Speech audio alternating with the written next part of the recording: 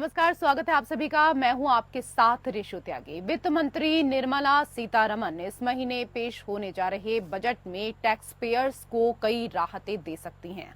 खबरों के अनुसार उनमें से एक राहत टैक्स पेयर्स के सेविंग अकाउंट से जुड़ी हो सकती है। सरकार बचत खाते पर बैंकों की ओर से मिलने वाले ब्याज की कमाई पर टैक्स को लेकर तोहफा देने की तैयारी कर रही है। रिपोर्ट के अनुसार सेविंग अकाउंट पर ब्याज से होने वाले 25,000 रुपए तक की कमाई पर बजट में डिडक्शन का लाभ दिया जा सकता है। रिपोर्ट में मामले से जुड़े लोगों के हवाले से कहा गया है कि सरकार को इस संबंध में एक प्रस्ताव मिला है जिसका आकलन किया जा रहा है। प्रस्ताव में कहा गया है कि सरकार को बचत खाते के ब्याज से होने वाली कमाई पर टैक्स डिडक्टेबल अमाउंट को बढ़ाना चाहिए। पिछले सप्ताह वित्त मंत्रालय के अधिकारियों की बैंकों के साथ एक बैठक हुई। बैठक में बैंकों की ओर से वित्त मंत्रालय के अधिकारियों के सामने सेविंग अकाउंट के ब्याज से होने वाली कमाई पर टैक्स लाभ बढ़ाने का प्रस्ताव रखा। सरकारी अधिकारियों का कहना है कि बैंकों के प्रस्ताव की अभी समीक्षा की जा रही है। इस बारे में अंतिम ऐलान बजट में संभव है। अगर बजट में ये राहत दी जाती है तो इससे आम करदाताओं और बैंकों दोनों को फायदा हो सकता है। आज के समय में लगभग सभी टैक्स पेयर्स के पास किसी न किसी बैंक में बचत खाता है। बचत खाते में रखे पैसे पर बैंक जमाकर्ताओं को ब्याज के रूप में रिटर्न देते हैं। बचत खाते पर ब्याज की दर तुलनात्मक रूप से कम होती है, लेकिन टैक्स लाभ बढ़ने से टैक्स पेयर सेविंग अकाउंट में पैसे रखने के लिए प्रोत्साहित हो सकते हैं। ये बैंकों के लिए फायदेमंद स्थिति होगी और उनके पास डिपॉजिट के रूप में ज्यादा पैसे आएंगे। इनकम टैक्स के मौजूदा कानून के तहत सेविंग अकाउंट के होने वाले ब्याज की कमाई पर टैक्स पेयर्स को सीमित छूट मिलती है। इनकम टैक्स एक्ट के सेक्शन 80 TTA के तहत इस तरह के 10,000 रुपए तक की कमाई पर टैक्स से छूट मिलती है। 60 साल से अधिक उम्र वाले वरिष्ठ नागरिकों के लिए टैक्स छूट की ये लिमिट 50,000 रुपए की है, जिसमें 80 TTB के तहत FD पर ब्याज से होने वाली कमाई भी शामिल है। टैक्स से छूट के ये फायदे ओल्ड टैक्स रिजीम के तहत मिलते हैं। न्यू टैक्स रिजीम में अभी टैक्स पेयर्स को सेविंग अकाउंट के ब्याज पर टैक्स से छूट नहीं मिलती है। हालांकि पोस्ट ऑफिस में सेविंग अकाउंट रखने वाले tax payers new tax regime में कुछ फायदे उठा सकते हैं। उनके लिए इंडिविजुअल अकाउंट पर 3,500 रुपए तक के ब्याज से कमाई और इसके साथ ही ज्वाइंट अकाउंट पर 7,000 रुपए तक की कमाई से टैक्स से छूट मिलती है।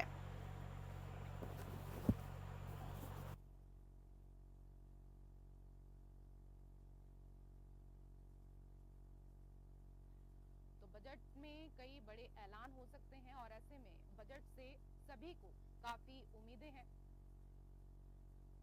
और निर्मला सीतारमण के सामने, क्योंकि बजट वो पेश करेंगी, लेकिन कई बड़ी चुनौतियां भी होंगी। नौकरी, महंगाई और इसके साथ ही खेती सहित कई चुनौतियां हैं। बजट से हर किसी को उम्मीद है और ऐसे में अब ये उम्मीदें कितनी पूरी हो पाती हैं, ये आने वाले समय में ही स्पष्ट हो पाएगा।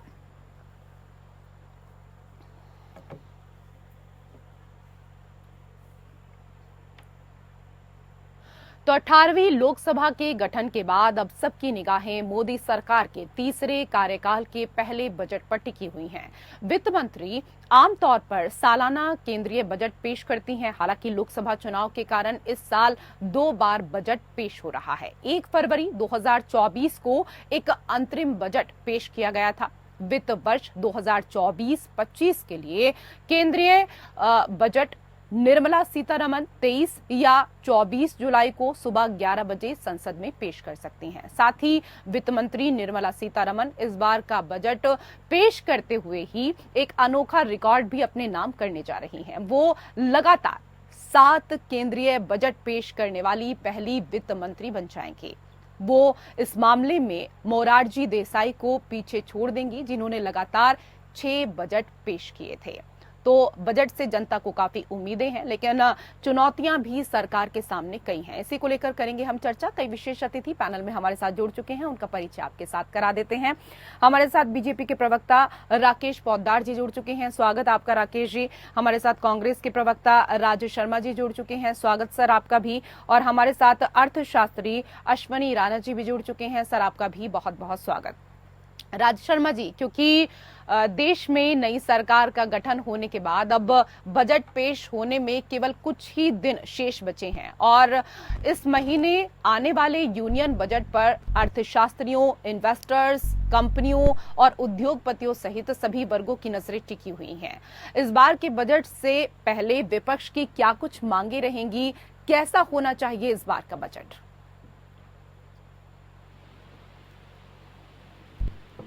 सर आपकी आवाज नहीं आ रही है, अनम्यूट कीजिए।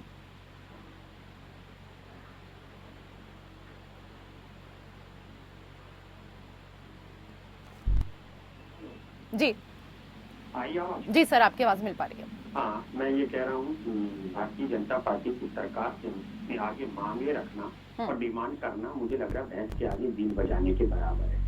ये कोई भी बजट नहीं करती। वैसे बजट में इन्हें ज्यादा ध्यान, ये जो अभी चला रहे हैं कि हो सकता है कि 25,000 के ब्याज में छूट दे दें, तो मैं यही पूछना चाहता हूँ, अगर ये 25,000 रुपए के ब्याज में बैंकों में जो जमा पूंजी पे मिलता है उस पे अगर ये छूट देंगे तो मुझे ये बता दें कि देश के 140 करोड़ जनता में कितने लोगों को फायदा पहुंचेगा। 80 करोड़ को तो ये अनाज दे रही, यानी कि गरीबी रेखा से ऊपर है। मैं नहीं समझता कि 80 करोड़ जनता के तो 25,000 ब्याज नहीं मिल रहा, ये तो तय हो गया। अब बाकी का क्या है, तो मुझे नहीं लगता कि ये इससे कोई फायदा पहुंचना है। दूसरी बात, जब तक महंगाई पे ये लोग कंट्रोल नहीं करेंगे, शिक्षा में नहीं ध्यान देंगे, तब तक बजट का आना और ना आना मुझे नहीं लगता कि कोई किसी काम का है। जैसे शिक्षा में ये रबड़ पेंसिल पे भी जीएसटी लगा रखा है इन लोगों ने, बच्चों की फीस में, कोचिंग में भी लगा रखा है। अगर 1 लाख कोचिंग है तो शायद मुझे लगता है, गलत ना हो तो 18,000 रुपए उसे जीएसटी देना है। तो ये किस पे पड़ता है? गरीब जनता पे पड़ता है। तो मैं सोचता हूँ कि बजट एक दिखावा ना हो बल्कि असलियत का हो, जिससे कि जनता को फायदा पहुंचे। ठीक है, बजट दिखावा नहीं होना चाहिए बल्कि बजट ऐसा होना चाहिए राकेश पोद्दार जी जिससे जनता को राहत मिल सके और जनता निराश ना हो। जो बातें यहाँ पर राज शर्मा जी कह रहे हैं उस पर आप मुझे जवाब दीजिएगा। और इसके साथ ही, क्योंकि सर इस बार के बजट में आम जनता से लेकर middle class, salaried class, tax payers, खासकर कम इनकम वाले टैक्स पेयर्स और मिडिल क्लास को काफी उम्मीदें हैं। क्या माना जाए कि नई सरकार में जनता की पुरानी जो उम्मीदें हैं वो पूरी हो पाएंगी इस बार? देशु जी, बिल्कुल आपने सही कहा। जनता के जो पुराने मंशा है और नए मंशा के साथ हम बजट जो पेश कर रहे हैं, 24 जुलाई को हमारे देश के वित्त मंत्री सीतारमण जी, और मैंने कहा, आपने भी कहा कि 25,000 की जो है टैक्स पीरियड का है, आम बजट जो है सेविंग अकाउंट है, 60 वर्ष की उम्र के लोगों का है, सभी को ध्यान में रखते हुए आम बजट पेश किया जा रहा है इस बजट में। इस बजट में मैं आपको कहना चाहता हूँ, इन्होंने कहा कि मोदी जी के आगे बीन बजाने की बात कही। मोदी जी की गारंटी है, 10 सालों में जो वादे किए थे हम लोगों ने संकल्प के। मैंने मोदी जी का नाम नहीं लिया। आपने वित्त मंत्रालय की बात हो रही है, पहले मेक इट क्लियर कि मैंने मोदी जी का नाम नहीं लिया। मैं देश के प्रधानमंत्री जी के लिए शब्द का प्रयोग भी करता हूं, मगर मैंने कहा था सरकार, और सरकार के बोलने की मेरी जिम्मेदारी है क्योंकि मेरे वोट से सरकार बनती है। ठीक है। नहीं, मैं कह रहा हूँ, सुन लीजिए। तो आपने सरकार पे कहा, तो मैंने कहा कि आपने जो कहा कि 80 करोड़ लोगों को आपने राशन दिया, 80 करोड़ से 24 करोड़ लोग नीति आयोग की रिपोर्ट के अनुसार गरीबी रेखा से लोग बाहर आए हैं। 18,000 जो आप जीएसटी करें बच्चों पे लगता है, वो बच्चों पे नहीं लगता। भाई साहब, पहले तो ध्यान में पूर्वक सुन लीजिए। जो 18,000 रुपया जो संस्थान चला रहे, कोचिंग संस्थान चला रहे हैं, वो अपना 18% जो जीएसटी देते हैं। बच्चे नहीं, अरे वो लेते तो बच्चों के माँ बाप से भाई मेरे। अच्छा ये बताओ, क्या बात कर रहे भाई, ऐसे मत बोलो। जनता सुन रही, करोड़ों लोग सुन रहे हैं। वो जो फीस कौन लेता? भाई साहब, आपने प्रश्न पूछा, उसका मैं जवाब दे रहा हूँ। आप सुन लीजिए। मैं गलत का प्रचार तो नहीं कर रही हूँ, आप सही बात बोले सुनो। आप फिर घुमाइए बात मत, पहले सुन लीजिए, फिर उसके बाद आप। अरे भाई, कोचिंग की फीस अगर आप देते हैं, उनको जीएसटी देना है, वो जीएसटी किससे लेते हैं? कहीं लिखा है कि जीएसटी नहीं लेंगे? जीएसटी तो नेचुरली कस्टमर से लिया जाएगा। पहले सुन लीजिए भाई साहब, इस पे थोड़ा सा आप भी सर्च करके बोला कीजिए। मैं कहना चाहता हूं कि जो हमारा हाई एजुकेशन और लो एजुकेशन है, लो एजुकेशन में मैं रिशु जी कहना चाहता हूं कहीं भी टैक्स नहीं लगता, ना जीएसटी लगता है किसी संस्थान का, ना किसी बच्चे को। हाई एजुकेशन में अरे रबर पेंसिल पे कहा मैंने कोचिंग लोअर की नहीं होती है ना। रबर पेंसिल में जीएसटी लगता नहीं लगता, कागज पे जीएसटी लगता नहीं लगता, बताइए आप। मैं लोअर की काम करे, लोअर क्लास की तो कोचिंग चाहिए नहीं।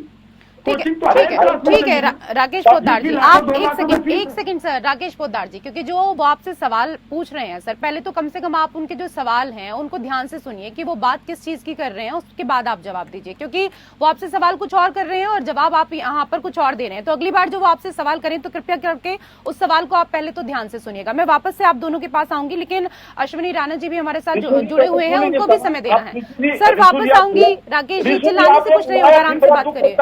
आपने मुझे ना वो बोलने देते ना आप बोलने देते। अरे तो सर जो सवाल कर रहे हैं उस पर जवाब दीजिए ना सर। जो सवाल ही नहीं है उस पर आप जवाब देने लगेंगे तो उसका कोई मतलब नहीं है ना सर। ऐसे चिल्लाने से क्या होगा, चिल्लाने से क्या होगा सर, चिल्लाने से क्या होगा?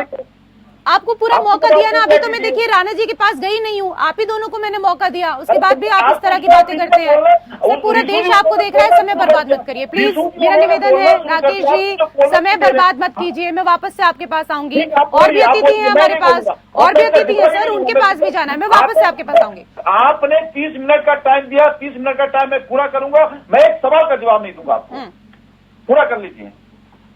अरे ऐसा क्यों बोलते हो भाई, ये कोई तरीका नहीं है राकेश भाई। अरे भाई साहब आप ही बोल दीजिए। अरे सर धैर्य से बात करिए ना सर, धैर्य से बात करिए और तथ्यों के साथ बात करिए। ऐसे चिल्लाने से क्या होगा ये बताइए ना। ये धमकी देना गलत है। कोई युद्ध करने थोड़ी ना आया सर, कोई युद्ध का मैदान तो नहीं है ना राकेश जी, ये कोई युद्ध का मैदान है क्या महाभारत लड़ने आए यहाँ पर? तो धैर्य से बात करिए सर। ठीक है, उन्होंने सर रबड़ पेंसिल को लेकर जिक्र किया ना, तो आप उस पर जवाब दे देते हैं। इतना उसमें क्यों नाराज होने की क्या आवश्यकता है सर? इस तरीके से पूरी डिबेट खराब हो जाएगी सर। ठीक है अच्छा राकेश जी, मेरा निवेदन है पीसीआर से इनकी आवाज जरा ऑडियो डाउन कर दीजिए प्लीज सर। ऐसे बहस करते रहेंगे तो कैसे चर्चा हो पाएगी? अश्विनी राणा जी, क्योंकि सरकार जुलाई के तीसरे हफ्ते में, क्योंकि वित्त मंत्री निर्मला सीतारमन बजट पेश कर सकती हैं और ज्यादा उम्मीद है कि वित्त मंत्री निर्मला सीतारमन तीसरे हफ्ते में यूनियन बजट पेश कर सकती हैं। इसके साथ ही क्योंकि ये 7वां बजट होगा निर्मला सीतारमन का, वो सबसे ज्यादा बार यूनियन बजट पेश करने वाली वित्त मंत्री बन जाएंगी, जो अपने आप में ही एक रिकॉर्ड है। वित्त मंत्री रिकॉर्ड सबसे ज्यादा बजट पेश करने का तो बना रही हैं, लेकिन अभी तक उनके बजट से क्या कुछ लाभ देश की अर्थव्यवस्था को बढ़ाने में हुए हैं? और सर आगामी बजट में क्या कुछ विशेष हो सकता है, आप क्या अपेक्षा रखते हैं? आपने कहा हुए 3 बार बजट पेश करने जा रही है, निश्चित रूप से उनको एक मौका मिला है और वो उस मौके का लाभ उठाएंगी। देश फाइनेंस मिनिस्टर करती हैं, लेकिन बजट जो है सरकार का होता है। सरकार उसमें जो है सरकार की नीतियां क्या है आर्थिक क्षेत्र में, जिसके कारण की देश की आर्थिक प्रगति हो, लोगों को लाभ हो, हर सेक्टर को कुछ ना कुछ बेनिफिट मिले। क्या है कि बजट एक उस आधार पर बनाया जाता है सरकार की कितनी इनकम है और उस इनकम को किस प्रकार से बांटा जा सकता है और आगे वर्ष के लिए किस प्रकार से प्रोजेक्टेड इनकम और हो सकती है। और हर क्षेत्र को कुछ ना कुछ देने की कोशिश करती है और मुझे लगता है कि इस बार भी फाइनेंस मिनिस्टर निश्चित रूप से कुछ ना कुछ हर सेक्टर को देने की कोशिश करेंगी, जिसके कारण से कि उनका योगदान देश की आर्थिक प्रगति में हो, देश को आगे ले जाने की सरकार की योजना उसमें हो। अब एक्सपेक्टेशन जो है ये हर सेक्टर को रहती है। जैसे कि अभी मैं चर्चा सुन रहा था, आपने कहा कि बैंकों के, तो बैंकों में अगर वो 25,000 करती हैं तो निश्चित रूप से हो सकता है कि कुछ लोगों को उसको बेनिफिट मिले एज ए इंटरेस्ट की इनकम से बचने के लिए। लेकिन जो पैसा और बैंकों में आएगा कि लोगों को ये लगेगा कि जो उनके पास घर में रखा हुआ है वो जमा नहीं कराएंगे और उनको लगता है कि उसके ऊपर हमारी इंटरेस्ट के ऊपर इनकम हो जाएगी और उसके ऊपर टैक्स लग जाएगा, तो वो भी पैसा और बैंकों में जमा करेंगे। बैंकों के पास एक अच्छा फंड होगा जिसका उपयोग जो है देश की आर्थिक प्रगति में हो सकता है कि वो बैंक और इंडस्ट्री यूनिवर्सिटी के लिए, बाकी लोगों के लिए लोन दे सकते हैं जी। इसका निश्चित रूप से होगा। तो हमने तो सरकार को वैसे भी सुझाव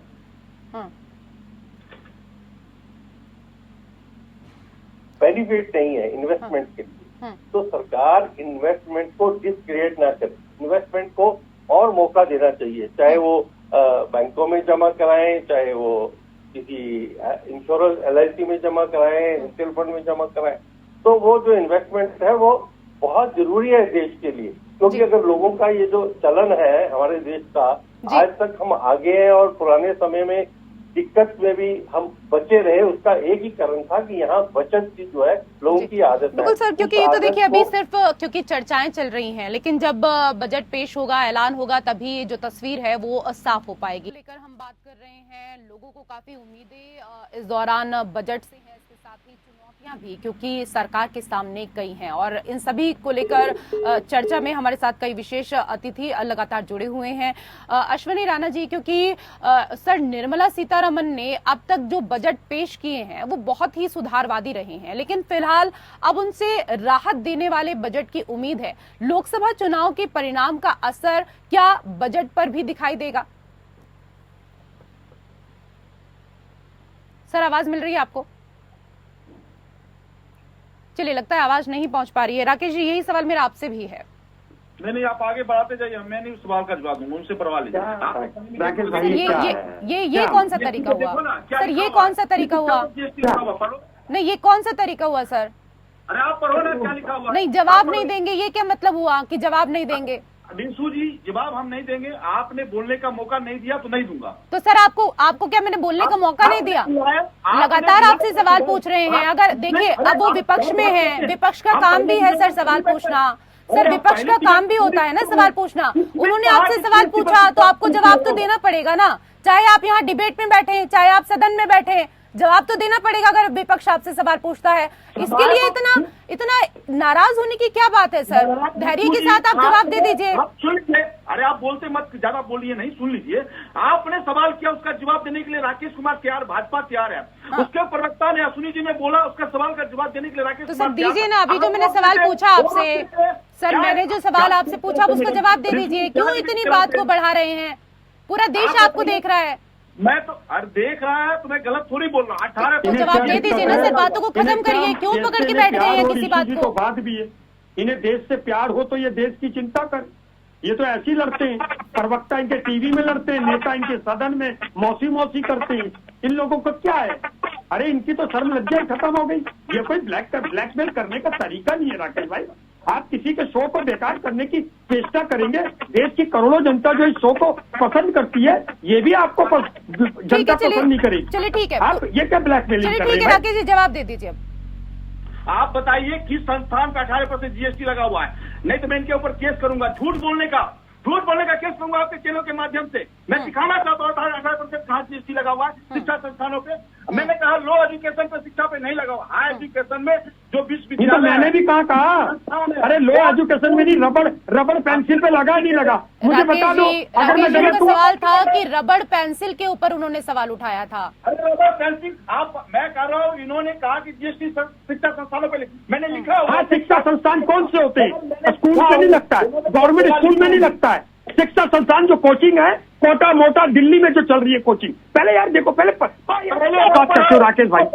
भी पढ़ाइए इसको, इनको पढ़ाइए, कहाँ लगा हुआ है, पढ़ाइए इनको। राकेश भाई, I am much better educated than you are not suppose to teach me, okay, and don't try to become a headmaster. You are not suppose to call headmaster, okay. तैयार नहीं है और इस तरीके से I am much better educated than you. जो सवाल पूछे जा रहे हैं उन सवालों पर आप जवाब दे दीजिए। अभी मैंने आपसे सवाल पूछा, आप फिर पुरानी बात को पकड़कर बैठ गए। आधा घंटा पूरा ऐसे बीत जाएगा ना सर, क्या डिबेट करेंगे हम? क्या निष्कर्ष निकल पाएगा? क्या जनता सुन पाएगी? ये बताइए ना। जनता को तो काफी उम्मीदें हैं आपसे, क्या उम्मीदों पे आप उनके खरा उतर पाएंगे? आप तो यहाँ डिबेट पर नहीं, आप डिबेट में भी सही से बात करने के लिए तैयार नहीं है। क्या आपको अगर सत्ता में बिठाया है, दिल्ली की कुर्सी पर अगर जनता ने आपको बिठाया है, तो आपसे सवाल भी पूछे जाएंगे ना सर। फिर इतना परेशान होने की क्या आवश्यकता है? ये कोई तरीका नहीं हुआ। मैं वापस से राणा जी आपके पास आना चाहूंगी। सर आपको आवाज नहीं मिल पा रही थी उस वक्त। सर मेरा सवाल आपसे ये था, क्योंकि निर्मला सीतारमन ने अब तक जो बजट पेश किए हैं वो काफी सर सुधारवादी रहे हैं, लेकिन फिलहाल अब उनसे राहत देने वाले बजट की उम्मीद है। लोकसभा चुनाव के परिणाम का असर क्या बजट पर भी दिखाई देगा सर? राणा जी आवाज मिल पा रही है आपको? अश्विनी राणा जी, चलिए लगता है कि आवाज नहीं पहुंच पा रही है। फिर से हम संपर्क साधने की कोशिश यहां पर करेंगे। लेकिन राज शर्मा जी, कौन कौन सी ऐसी चीजें हैं जो आपको लगता है कि आम जनता को इससे राहत मिलनी चाहिए, विशेष तौर पर मिडिल क्लास की को लेकर अगर बात करें, क्योंकि मिडिल क्लास को हमेशा उम्मीदें काफी होती हैं, लेकिन अधिकतर बजट में हमने देखा है कि उनके हाथ सिर्फ निराशा लगती है।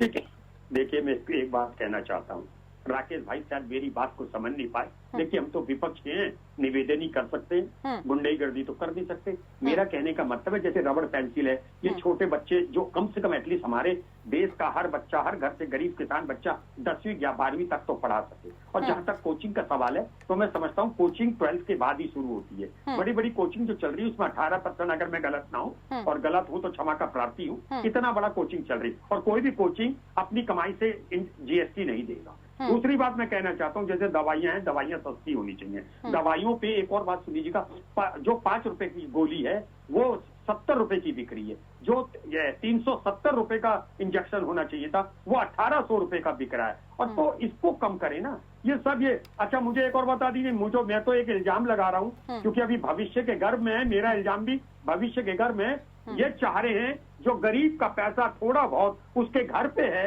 उस गरीब से उसका पैसा निकाल कर बैंकों में जमा करवा कर और अपने तथाकथित चहते लोगों को, इंडस्ट्री लोगों को देना चाहते हैं। मैं सोचता हूँ ये आत्मघाती हमला देश की गरीब जनता के लिए कर रहे हैं। दूसरी बात, राकेश भाई ने एक बात कही थी कि 24 करोड़ लोग, 24 करोड़ परिवार गरीबी रेखा से ऊपर आए, तो फिर प्रधानमंत्री ने यह क्यों कहा? उन्होंने 80 में से 24 घटा के 80 में से 24 घटाए 64, 58 जितने भी हो रहे हैं उतने करोड़ को वो अनाज देते। जब गरीबी रेखा से 24 करोड़ परिवार हट गया तो फिर ये 80 करोड़ क्यों दे रहे हैं? ठीक है, जवाब भी इन्हें देना। ठीक है राकेश पोद्दार जी, समय का अभाव है, संक्षेप में मैं इसका जवाब चाहूंगी आपसे। जो बातें राज शर्मा जी कह रहे हैं, जवाब देना चाहेंगे आप राकेश जी? चलिए लगता है कि जवाब नहीं देना चाहते हैं राकेश पोद्दार जी। आप बहुत बहुत धन्यवाद आप सभी मेहमानों का हमारे साथ इस चर्चा में जुड़ने के लिए। और इसी के साथ विशेष पेशकश में मेरे साथ फिलहाल इतना ही। नमस्कार।